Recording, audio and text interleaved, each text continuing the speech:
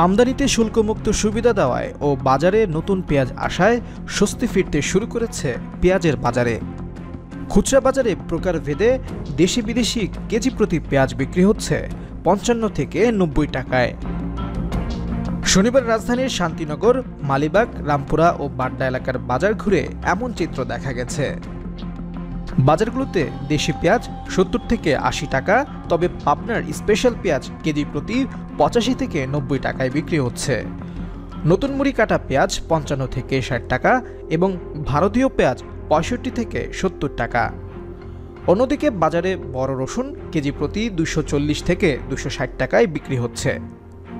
এদিকে কারণ বাজার সহ অন্য পাইকারি বাজারে প্রকারভেদে পেঁয়াজ মন প্রতি বিক্রি হচ্ছে ২০০০ থেকে ২৫০০ টাকায়। এর আগে দেশে অত্যাবশ্যকীয় ভোগ্যপণ্য পেঁয়াজের দামের লাগাম টানতে কাস্টমস ডিউটি বা শুল্ক এবং রেগুলেটরি শুল্ক সম্পূর্ণভাবে প্রত্যাহার করে এনবিআর। শুল্কমুক্ত সুবিধা দেওয়ায় ও নতুন পেঁয়াজ বাজারে আসায় ইতিবাচক প্রভাব পড়েছে। পেঁয়াজের দাম সম্পর্কে জানতে চাইলে শান্তিনগর বাজারের এক ব্যবসায়ী বলেন, ভারত থেকে পেঁয়াজ আসতে শুরু করেছে, অন্যদিকে নতুন পেঁয়াজ বাজারে আসতে শুরু করেছে, ফলে দাম কমছে ক্রমেই। অন্যদিকে কারণ বাজারের বিক্রেতা জালাল জানান, গত সপ্তাহের তুলনায় খুচরা বাজারে প্রতি কেজিতে ৫ টাকা কমে নতুন আলু প্রতি কেজি ৩৮ থেকে ৪৫ টাকা এবং আগাম জাতের মুড়ি কাটা পেঁয়াজ প্রতি কেজি ৪০ থেকে ৪৫ টাকায় বিক্রি হচ্ছে। সাগর নামের একজন ক্রেতা বলেন, নতুন আলু ও পেঁয়াজ বাজারে প্রচুর পরিমাণে আসায় দাম কমছে।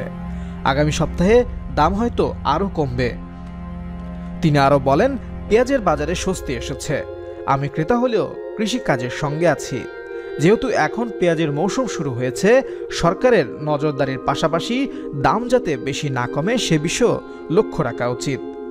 এমন পরিস্থিতি হলে আমদানি শুল্ক আরোপ করে হলেও ব্যবস্থা নিতে পারে, তা না হলে কৃষক ক্ষতিগ্রস্ত হবে।